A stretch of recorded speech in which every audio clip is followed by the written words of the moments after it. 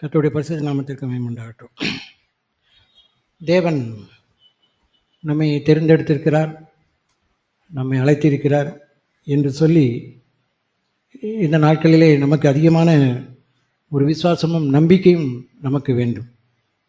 அப்போஸ்தலனாகிய பவுல் சொன்னது போல, நான் நிச்சயம் இல்லாதவனாக ஓடேன், ஆகாயத்தை அடிக்கிறவனாக நான் என்ன செய்ய மாட்டேன், சிலம்பம் பண்ண மாட்டேன் என்று சொல்கிறார்.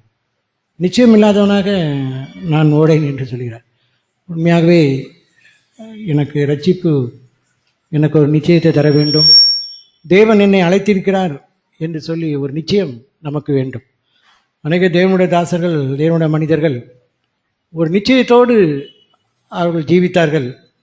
ஆகவே தேவன் அவர்களிடத்திலிருந்த உண்மையை கண்டு, உத்தமத்தை கண்டு, தேவன் அவர்கள் மூலமாக அநேகரை அவர் ஆசீர்வதித்திருக்கிறார்.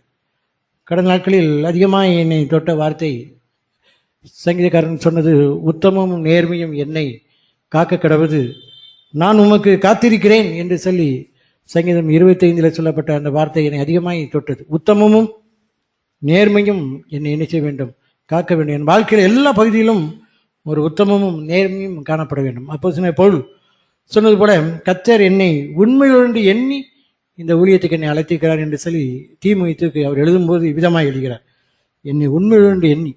அப்படியானால் நம்ம ஒவ்வொருவரையும் தேவன் ஒரு உண்மையுள்ளவர்களாக, ஒரு உத்தமர்களாக எண்ணிதான் தேவன் நம்மை அழைத்திருக்கிறார். ஆனால் எந்த அளவுக்கு என்னிடத்தில் உண்மையும் நேர்மையும் இருக்கிறது என்று சொல்லி நம்மை நாமே ஆராய்ந்து பார்க்கும் பொழுது, அநேக நேரங்களில் அநேக இடங்களிலே நம்மிடத்தில் உண்மையும் நேர்மை இல்லாமல் நம்மிடத்தில் ஒரு மாய்மாலம்தான் காணப்படுகிறது. ஆகவே தான் தேவன் நம்மை கொண்டு ஒரு காரியத்தை செய்ய முடியும். நான் இதைத்தான் கடந்த நாட்கள் உணர்ந்தேன்.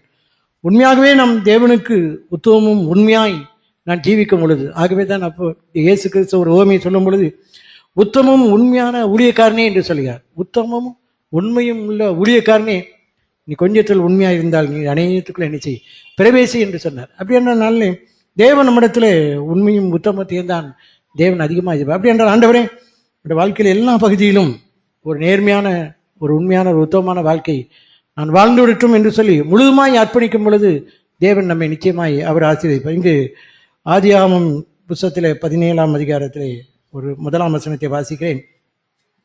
ஆதியாகமம் 17ஆம் அதிகாரம் 1-2 வசனத்தை வாசிக்கிறேன்.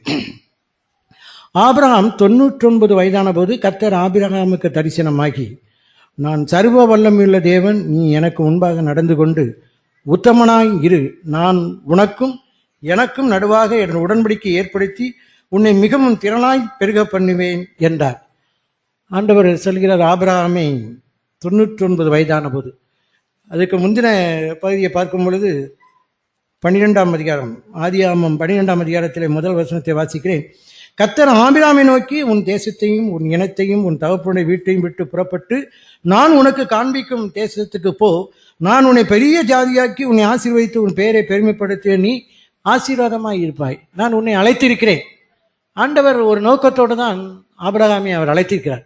அதே போல தேவன் என்னையும் இந்த உலகத்தில் வைத்திருக்கிறார் என்றால் ஏதோ ஒரு நோக்கத்துக்காக தான், ஒரு திட்டத்துக்காக தான் தேவன் என்னையும் வைத்திருக்கிறார் என்று சொல்லி அந்த விசுவாசம் நமக்குள்ளாக வேண்டும். ஆண்டவர் ஒரு காரியத்தை செய்ய வேண்டும் என்றால் அவர் மனிதனைத்தான் என்ன செய்ய முடியும், உபயோகிக்க முடியும். தேவன் ஒரு மனிதனை கொண்டுதான் ஒரு காரியத்தை அவர் செய்ய முடியும், என்னை கொண்டும் உங்களை கொண்டுதான் செய்ய முடியும். ஆனாலும் தேவன் நினைத்த காரியத்தை அவர் நிறைவேற்ற வேண்டும் என்றால் என்னிடத்தில் உண்மையும் நேர்மையும் காணப்பட வேண்டும். அங்கே ஆபிரகாம் பார்த்து சொல்கிறார், உன் தேசத்தையும் உன் இனத்தையும் உன் தகப்பனுடைய வீட்டையும் விட்டு புறப்பட்டு நான் உனக்கு காண்பிக்கும் தேசத்துக்கு நீ போ என்று சொல்றார்.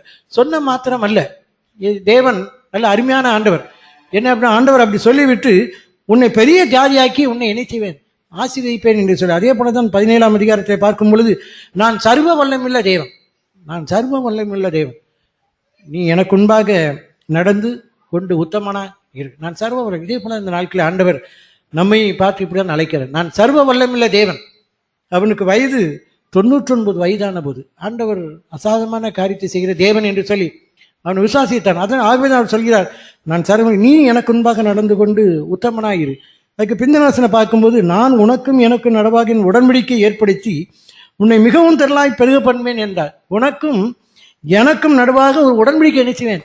ஒரு தேவன் ஒரு மனிதனிடத்தில் எவ்வளவு எளிதாக பேசுகிறார். ஆண்டவர் ஆபிரகாமை பார்த்து சொல்கிறார், உனக்கும் எனக்கும் ஒரு உடன்படிக்கை ஏற்படுது. மனிதருக்கு அல்ல, மனிதன் உடன்படிக்கை செய்யறது அது வேற. ஆனா தேவனே வந்து ஒரு மனிதனிடத்தில் வந்து அருமையா சொல்கிற ஆபிரகாமை பார்த்து, உனக்கும் எனக்கும் ஒரு என்னது, ஒரு உடன்படிக்கை. என்ன அருமையான ஆண்டவர் ஒரு பிரித்தெடுத்த ஒரு தாசன் தான் ஆபிரகாம். அதான் அவர் சொல்றார், நீ எனக்கு முன்பாக நடந்து கொண்டு தேவன் அந்த உத்தமன், நீ உத்தமனாய் இரு, உனக்கு எனக்கு நிச்சயம் உடன்படிக்கை ஏற்படுது. ஆண்டவர் அதே போல நாளிலே தேவன் நம்மிடத்தில் உத்தமத்தையும் உண்மையும் எதிர்பார்த்து தான் ஆண்டவர் ஒரு காரியத்தை சொல்கிறார். உன்னை பெரிய ஜாதியாக்குவேன் என்று சொல்கிறார்.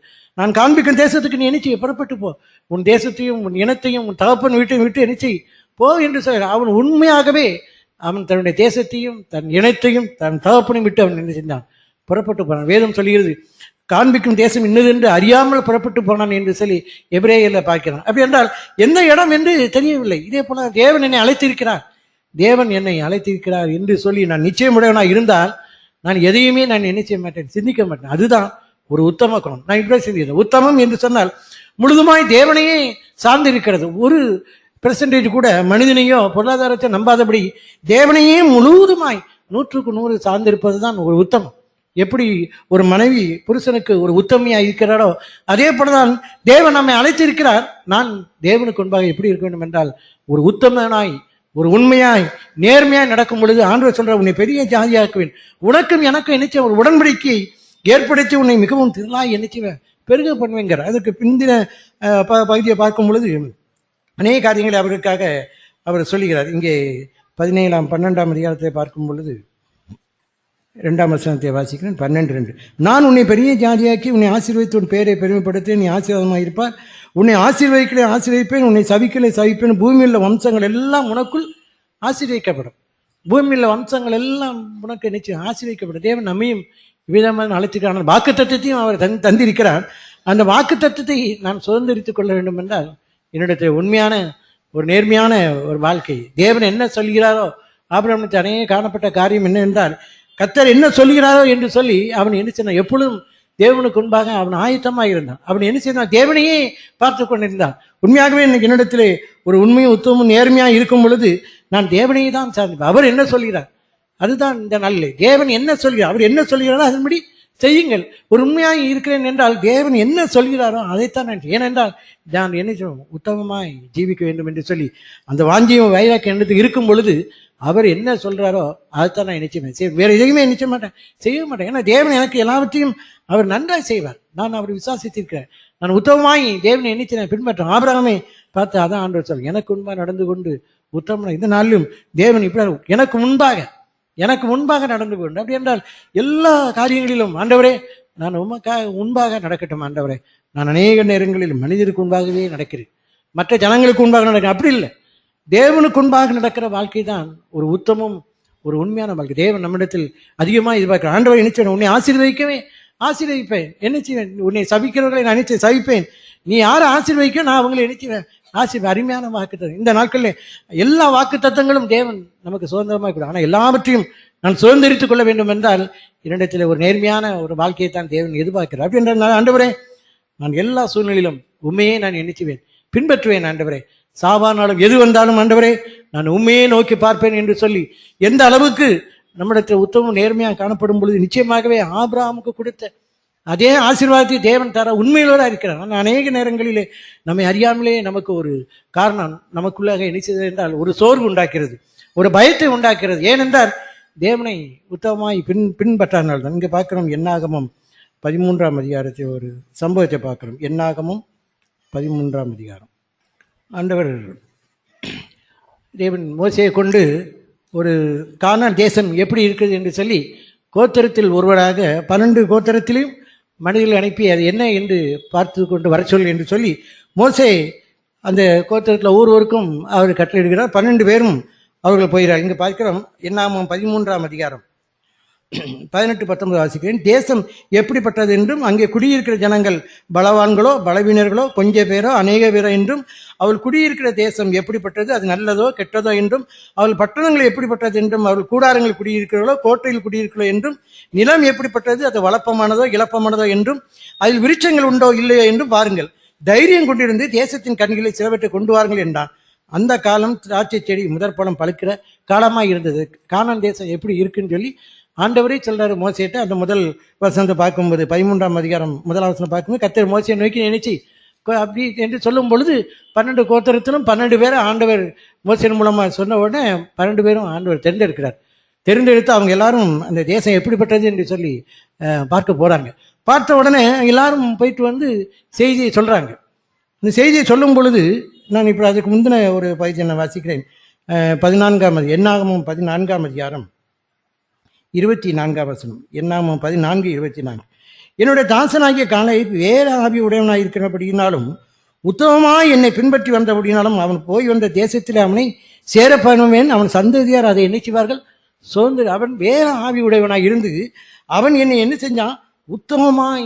உத்தமமாய் என்னை பின்பற்றப்படுகிறாள். என்ன உத்தமம் என்று சொல்லும் பொழுது இங்கு நாம் பார்க்கிறோம் 28ஆம் வசனம் 13ஆம் அதிகாரம் 28.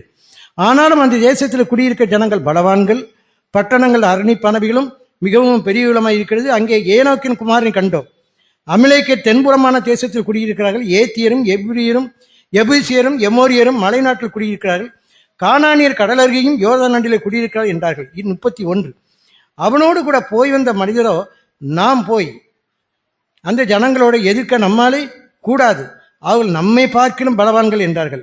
நாங்கள் போய் சுற்றி பார்த்து வந்த தேசம் தன் குடிகளை பச்சிக்கிற தேசம். நாங்கள் அதிலே கண்ட ஜனங்கள் எல்லாரும் மிகவும் பெரிய ஆட்கள். அங்கே ராட்சத பிரிவியான ஏனோக்கின் குமாராகிய ராட்சதையும் கண்டோம் என்று சொல்லி அவர்கள் 10 பேரும் அந்த காரியத்தை அவங்க சொல்றாங்க. என்னன்னா, கானான் தேசத்தை பார்த்து விட்டு அவர் சொல்கிறார்கள். மோசேக்கும் ஆரோனுக்கும் அந்த வார்த்தை சொல்ல. ஆனால் காலேப் என்ன சொல்கிறார் என்று 14ஆம் அதிகாரத்தை பார்ப்போம். 14:8 வசனம் 9 வசனத்தை பார்க்கிறோம். கர்த்தர் நம்மேல் பிரியமாயிருந்தால் அந்த தேசத்தில் நம்மை கொண்டு போய் பாலும் தேனும் ஓடுகிற அந்த தேசத்தை நமக்கு கொடுப்பார். கர்த்தருக்கு விரோதமாய் மாத்திரம் கலகம் பண்ணாதீர்கள். அந்த தேசத்தின் ஜனங்களுக்கு நீங்கள் பயப்பட வேண்டியதில்லை. அவர்கள் நமக்கு இரையாவார்கள். அவர்களை காத்த நிழல் அவர்களை விட்டு விலகி போயிட்டு கர்த்தர் நம்மோடு இருக்கிறார், அவர்களுக்கு பயப்பட வேண்டியது இல்லை என்றார்கள். யார் சொன்னார்னா காலேப்பும் யோசுவாவும் சொல்றாங்க. ஆனா போன 10 பேர் என்ன சொல்றாங்க? அவங்க பலவான்கள், அவர்கள் அரக்கர்கள், அந்த தேசத்தை நம்ம எண்ணிக்க முடியாது, எளிதில் சுதந்திரிக்க முடியாது என்று சொல்லி அவர்கள் வந்து துர்ச்செய்தியை பரப்பி ஜனங்களை என்ன செஞ்சாங்க? அவங்க கலக்கம் பண்ணி கொண்டு இருந்தாங்க. ஆனாலும் காலேப் என்ன தைரியமா இருந்து அவன் சொல்றான், அந்த ஆண்டவர் நம்ம மேல பிரியமா இருக்கிற அவங்கெல்லாம் எளிதான ஜனங்கள், அவர்களை நம்ம நினைச்சலாம் எளிதிலே வீழ்த்துலாம். அவளை காத்த நிழல் அவளை விட்டு விலகி போயிட்டு கர்த்தர் நம்மோடு இருக்கிறார், அவர்களுக்கு பயப்பட வேண்டியதில்லை என்றார்கள் என்று தைரியமா சொன்னார்கள். ஏன் அப்படின்னா பிந்தின வசனத்தை வாசித்தோம்ல 24. என்னுடைய தாசனாகிய காலேப் வேற ஆவி உடையவனாக இருந்து உத்தமமாய் என்னை பின்பற்றி வந்தபடினாலும் அவன் போய் வந்த தேசத்தில் அவனை நினைச்சுவேன். சரி, அவன் என்ன செஞ்சான்? உத்தமமாய் பின்பற்றினான். எப்படின்னா தேவன் எப்படிப்பட்டவர் என்பதை அவன் என்ன செஞ்சான்? அறிந்திருந்தான். இந்த நாளில் நாம் வந்து இந்த 10 பேரை மாதிரி தான் நாமும் சில நேரில் என்னென்னா கலக்கம் அடைகிறோம். பார்க்கும்போது மணியில் பார்க்கும்போது பயம், சூழ்நிலையில் பார்க்கும்போது ஒரு பயம், எது நடக்குமோ எதிர்காலத்தை குறித்து பயம், எல்லாம் நமக்கு முன்பாக எப்படி இருக்கான்னா பலவான்கள் அரக்கர்கள் போல இருக்காங்க. நாம என்னச்சுன்னா பயந்து சோர்ந்து போயிருக்கோம். ஏன்னா நம்ம இடத்துல உண்மையும் நேர்மையும் இல்லை. ஏன்னா இந்த ஜனங்கள் வந்து போய் பார்த்துட்டு வந்தாங்க, தேவனை அறியல.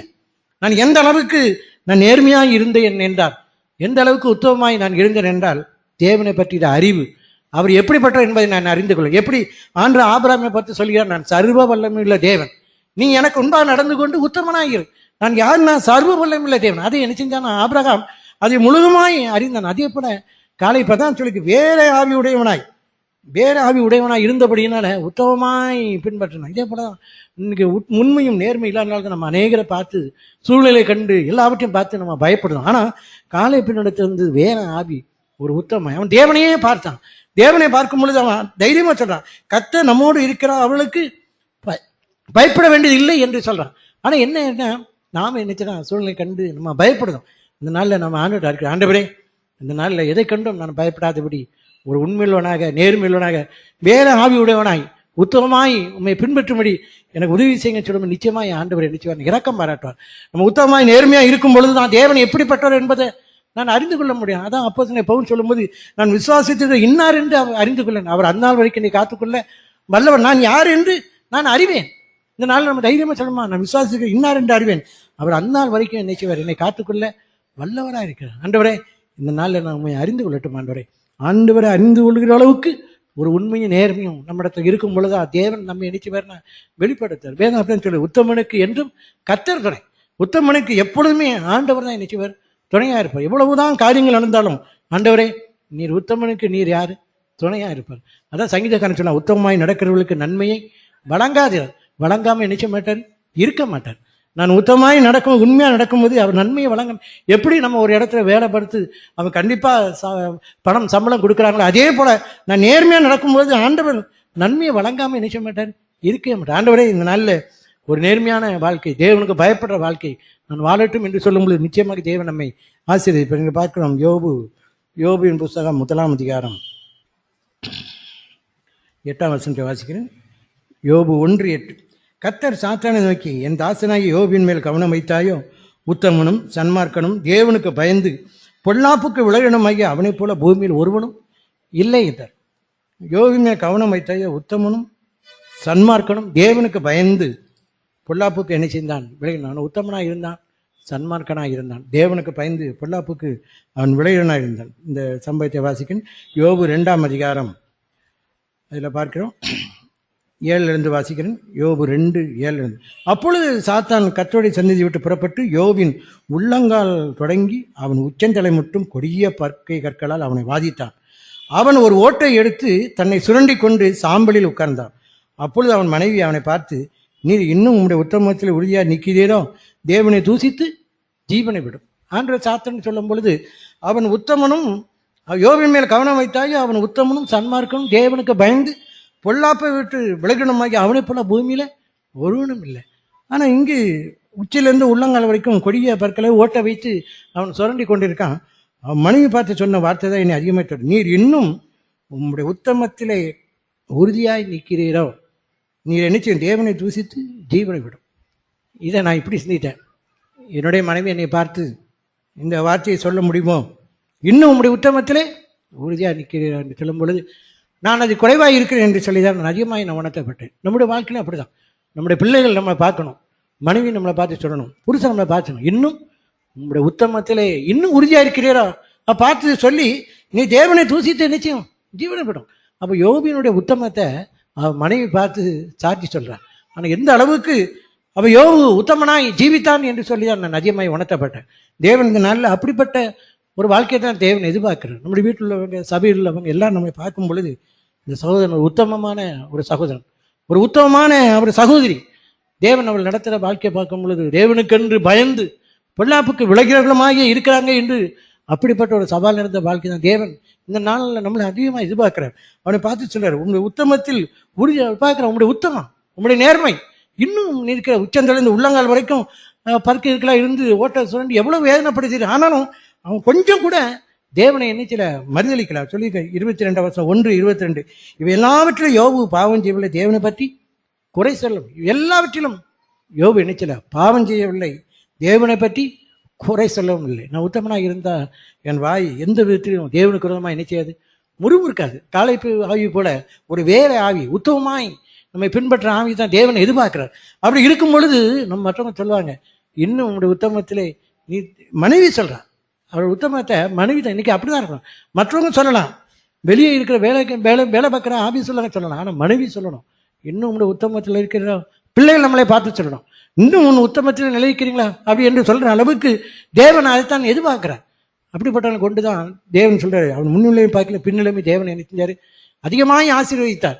அவன் பொறுமையாக இருந்தான், தேவனுக்கென்று அவன் உத்தமனாக இருந்தான். தேவன் நாட்களில் நம்மிடத்தை அதிகமாக எதிர்பார்க்குறான். ஆண்டவரே ஒரு உத்தமமாய் உண்மையாய் நான் நினைச்சிட்டோம், பின்பற்றிட்ட ஆண்டவரே, ஒரு உத்தமமாய் சாட்சியாய் நான் ஜீவித்த எந்த விதத்திலும் ஆண்டவரே என் வாயில் ஒரு முறுமுறுப்போ பாவமோ எனக்குள் வந்து விடாதபடி ஆண்டவரே நாட்களில் நான் நேர்மையாய் ஜீவிக்கட்டும் ஆண்டு, தேவ பயத்தினால் நான் ஆட்கொள்ளட்டும் ஆண்டவர். ஒரு சவால் நிறைந்த ஒரு ஆபரமை போல, ஒரு காலைப்பை போல ஆண்டவர், யோபுவை போல இந்த நாட்களில் ஆண்டவரை நாங்கள் வேற ஆவியுடையவர்களாய் என்ன நோக்க சித்த. அதான் யோபுக்கு குறித்து சாத்தானிடத்தில் ஆண்டவர் என்ன செஞ்சார், ஒரு சவால் விடுது.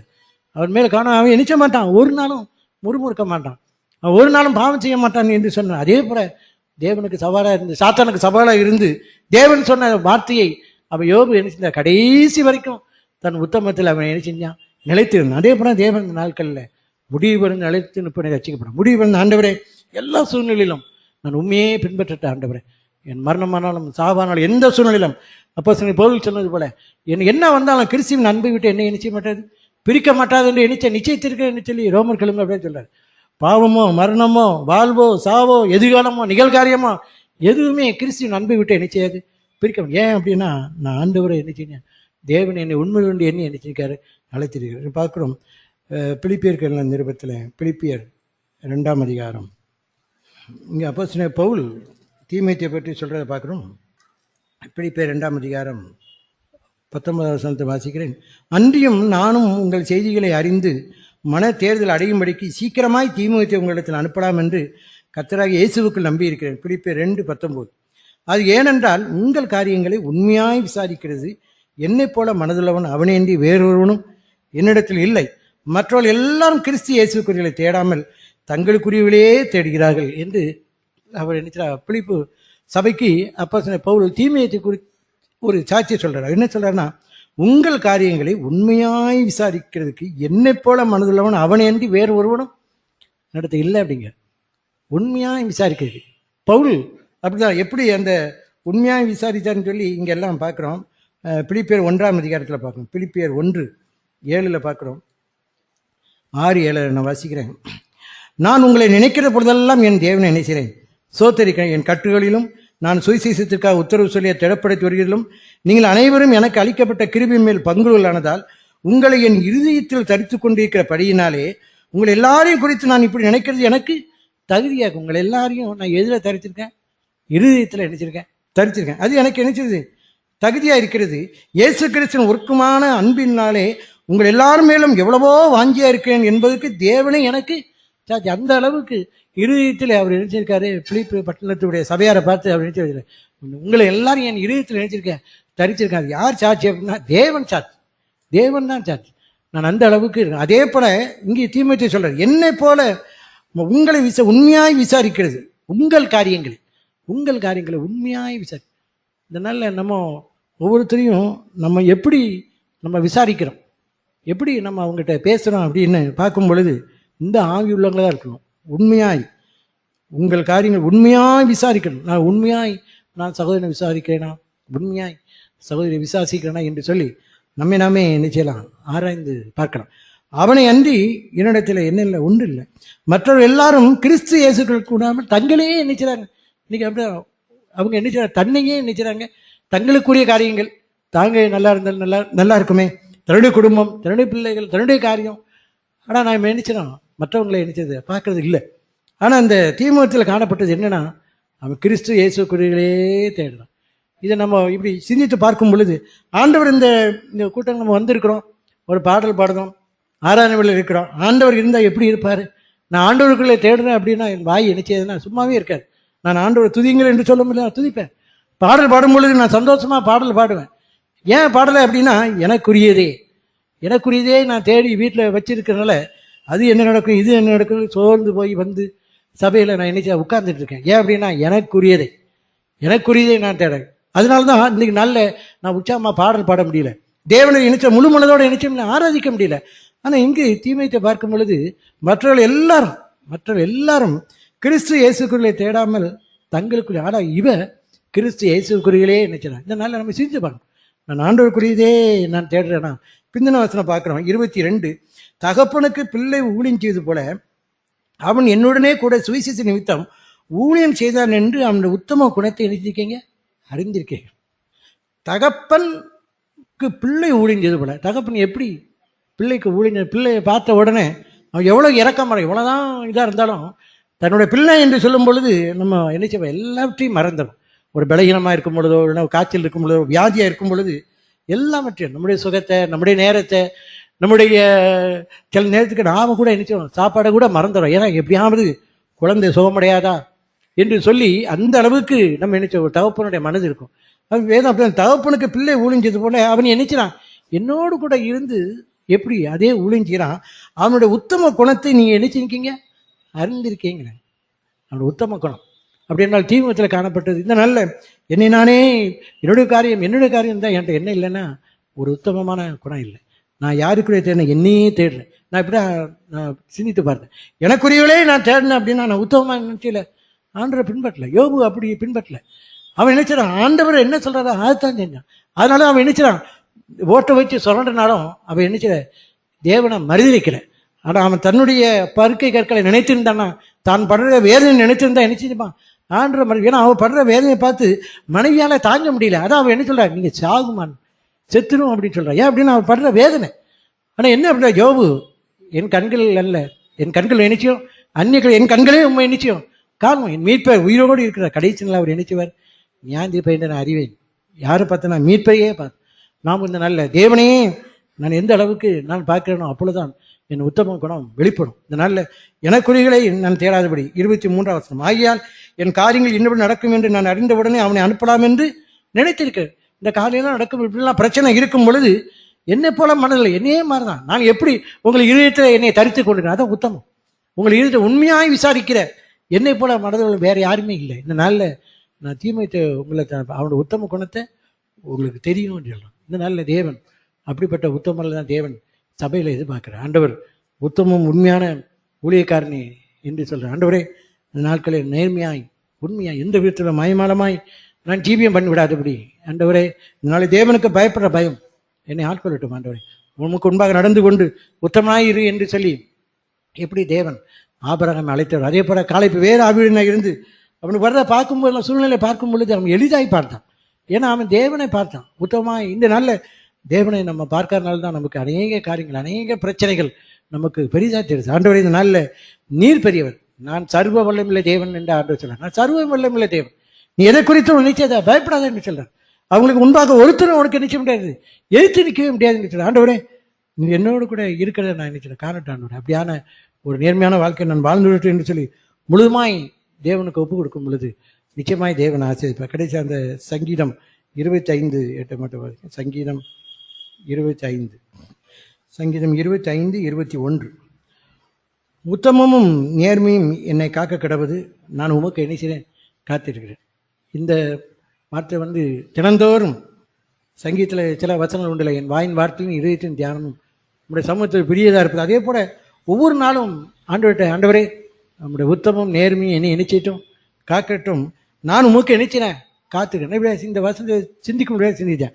அந்த உத்தமம் நேர்மையும் என்னை எண்ணிச்சுன்னா எப்பொழுதும் சுற்றிகிட்டே இருக்கும். நான் எண்ணிச்சினா உத்தமம் நேர்மையும் என்னை எண்ணிச்சினா காக்கணும். சுற்றி என்கிட்ட என்ன இருக்குன்னா உத்தமமும் நேர்மையும் தான் என்னை காக்கணும். நான் உமக்கு நினைச்சினேன் ஆண்டவரே காத்திருக்கிறேன். 22 தேவனே இஸ்ரவேலை அவனுடைய எல்லா இக்கட்டுகளுக்கும் நீங்களாக்கி மீட்டு விடு, எல்லா இக்கட்டுகளுக்கும் நீங்களாக்கி மீட்டு விடு ஆண்டவரே, நான் உமக்கு காத்திருக்கட்டும் ஆண்டவரே. உத்தமம் நேர்மையும் என்னை எண்ணிச்சிட்டு எல்லா சூழ்நிலையிலும் அது எனக்கு அது என்னுடைய தினந்தோறும் அது என்னுடைய விண்ணப்பமாக இருக்கும். ஆண்டவரே உத்தமம் நேர்மையும் என்னை காக்கட்டும். அதான் இங்கே பார்க்குறோம், தீர்க்கதரிசன புத்தகத்தில் பார்க்கும் பொழுது நேர்மையாய் நடந்தவர்கள் சமாதானத்துக்குள் பிரவேசித்து தங்கள் படுக்கைகளில் இளைப்பார்கள். நேர்மையாக நடந்தவர்கள் அங்கே என்ன நினைப்பேன்னா சமாதானத்துக்குள்ளே தான் இழைச்சிவாங்க, பிரவேசிப்பாங்க. நான் நேர்மை இல்லை அப்படின்னா எனக்குள்ளே என்ன செய்யுது இருக்காது. சமாதானத்துக்குள் பிரவேசித்து என்று சொல்லும் பொழுது அவங்க சமாதானம் இருக்காது, உள்ளே நினைச்சாங்க இருக்காங்க. தங்கள் படுக்கைகளை நினைச்சாங்களா இளைப்பார்கள். தங்கள் படுக்கையில் அவங்க நினைச்சாங்க நல்ல இளைப்பாருது. எப்படின்னா நேர்மையாய் உண்மையாய் உத்தமமாய் நடக்கிறவர்கள் சமாதானம் எப்பொழுதுமே அவங்களுக்குள்ளே நினைச்சிடும் சூழ்ந்து இருக்கும். சமாதானத்துக்குள் பிரவேசித்து என்று சொன்னது போல அவங்க சமாதானத்துக்குள்ளே தான் நினைச்சுவாங்க இருப்பாங்க. அவங்க படுக்கைகள் தங்கள் வாழ்க்கை முழுவதும் அவங்களுக்கு ஒரு இளைப்பாறுதல் இருக்கும். இந்த வசனம் நிறைய இடத்துல பார்க்கும்போது எங்கே பார்ப்போம்னா கல்றையில் தான் எழுதியிருக்கும். அதனால் ஆண்டவரே நான் நேர்மையாக நடந்து சமாதானத்தில் பிரவேசித்து என் படுக்கையில் இணைச்சிட்டோம், என் வாழ்க்கையில் ஒரு இளைப்பாறுதல் காணப்படட்ட ஆண்டவரே, நான் வேறு ஆவியுடையவனாய் உத்தமமாய் நாம் இணைச்சிட்டோம் பின்பற்றிட்ட ஆண்டவரே, எந்த விதத்தில் மாயமானமாய் இருந்து விடாதபடி அன்றைய அநேக தேவன தாசில போல நானும் அன்றைய உமக்கென்று உபயமான ஒரு பாத்திரமாய் நீ என்ன சொல்கிறீரோ அதன்படி செய்யத்தக்கதாக ஒரு உண்மையான வேலைக்காரன் காணப்படட்டும் என்று சொல்லி முழுமாய் தேவனுக்கு ஒப்பு கொடுக்கும் பொழுது அந்த தீமைத்தை பார்த்து அப்போ பவுல் சொன்னது போல அவருடைய உத்தம குணத்தை அறிந்திருக்கிறது உங்களுக்கு தெரியும்ல. அதே போல என்னை பார்த்து அநேகர் சொன்ன ஆண்டவரே அவருடைய உத்தம குணத்தை நினைச்சிருக்கீங்க பார்த்துட்டு அப்படிப்பட்ட ஒரு வாழ்க்கை வாழ முடியாத தேவன் நம்மை அழைச்சிக்கிறார். அப்படி தேவன் நம்மை ஆசீர்வதிப்பார் என்று சொல்லி நான் விசுவாசிக்கிறேன். நம்மோடு கூட இடைப்பட்டிருக்கிறார். நாம் தேவனுக்கு முன்பாக உத்தமமாய் ஜீவிக்க வேண்டும் என்று சொல்லி தேவன் நம்மோடு கூட பேசியிருக்கிறார். அநேக திருஷ்டாந்தங்களை நமக்கு இந்த நாளிலும் கூட தேவன் காண்பித்திருக்கிறார். சங்கீதம் 25:21 வாசிக்கிறேன். சங்கீதம் 25:21 உத்தமமும் நேர்மையும் என்னை காக்க கடவுது, நான் உமக்கு காத்திருக்கிறேன் என்று சொல்லி தாவீது அப்படியாக சொல்கிறதை பார்க்கிறோம். தாவீது அவனுடைய அனுபவத்திலே அதை கண்டதினாலே அவர் சொல்லியிருக்கிறார். அநேக சூழ்நிலையிலே நெருக்கப்படுகிறதான வேலையிலே சவுல் ராஜா அவரை துரத்தும் பொழுது தாவீது ராஜாவினுடைய அவருடைய சொந்த மகன் அப்சலம் அவரை துரத்தும் போதும் கூட அவர் அப்படியாக தேவனுக்கு முன்பாக ஒரு உத்தமமாய் நடந்து கொண்டிருந்திருக்கிறார். அதனால தான் சொல்கிறார், உத்தமமும் நேர்மையினை காக்க கடவுது. எப்பொழுதும் தேவனுக்கு முன்பாக வாழ்கிற ஒரு வாழ்க்கையை தெரிந்து கொண்ட ஒரு மனுஷன் தாவீது. அதனால தான் தேவன் அவனை என் இருதயத்துக்கு ஏற்றவன் என்று சொல்லி தாவீதை சொல்கிறதை நாம் பார்க்கிறோம். அவ்வளவாக தேவன் அவனை மெச்சிக்கொண்டார். இப்படிப்பட்ட ஒரு வாழ்க்கையை இந்த உலகத்திலே நாம் வாழ்கிறோமா என்று தான் நான் என்னை நானே நிதானித்து பார்த்தேன். ஒரு சூழ்நிலையிலே சவுல் தாவீதை துரத்தும் பொழுது தாவீது ஓடிக்கொண்டே இருக்கிறார். ஒரு கெபியிலே சவுல் ராஜா தங்கியிருக்கும் பொழுது தாவீது அந்த கெபியின் அண்டையில் வரும்பொழுது சவுல் ராஜாவை அன்றைக்கு அவன் கொண்டிருக்கலாம். ஆனால் அவன் தேவனுக்கு முன்பாக உத்தமமாய் நடந்தான். உடனே கர்த்தர் அபிஷேகம் பண்ணப்பட்ட மேல் நான் கைப்போடுவது எப்படி என்று சொல்லி அவனை அங்கிருந்து விடுவிக்கிறதை பார்க்கிறோம். அவனை கொலை செய்யாதபடிக்கு ஒரு உத்தம குணத்தை அவனத்தில் பார்க்கிறோம். கர்த்தர் அபிஷேகம் பண்ணப்பட்டவன் மேல் கை போடுவது எப்படி அப்படி சொல்லி அவனத்தில் உத்தம குணம் அந்நாளில் இருந்ததை பார்க்கிறோம். ஒரு பழைய ஏற்பாட்டு காலத்தில் உள்ள ஒரு மனுஷன். ஆனால் இன்றைக்கு புதிய ஏற்பாட்டு காலத்திலே அநேக கிருபைகளை நாம் பெற்றிருக்கிறோம், அநேக வாக்குத்தத்தங்களை பெற்றிருக்கிறோம். இயேசு கிறிஸ்து நல்ல ஒரு மாதிரியாக நமக்கு இருக்கிறார். எப்படிப்பட்ட உத்தமமாய் நாம் கிறிஸ்துவை பின்பற்ற வேண்டும் என்பதைத்தான் நான் இந்த நாளில் நான் உணர்ந்து பார்த்தேன். சங்கீதம் 15 1 2 நான் வாசிக்கிறேன். கர்த்தாவே, யார் உம்முடைய கூடாரத்தில் தங்குவான்? யார் உம்முடைய பரிசுத்த பர்வதத்திலே வாசம் பண்ணுவான்? உத்தமனாய் நடந்து நீதியை நடப்பித்து மனதார சத்தியத்தை பேசுகிறவன் தானே. அல்லது தாவீது சவுல் தன் கையிலே கிடைக்கும் பொழுது கூட அவனை கொலை செய்யாதபடி விடுவிக்கிறதை பார்க்கிறோம். கர்த்தர் அபிஷேகம் பண்ணப்பட்ட மேல் நான் கை போடுவது எப்படி என்று சொல்லி தேவனுக்கு முன்பாக பயந்து வாழ்ந்தது போல இந்த நாட்களிலும் கூட அநேக சந்தர்ப்ப சூழ்நிலையிலே நமக்கு எதிராக நம்மை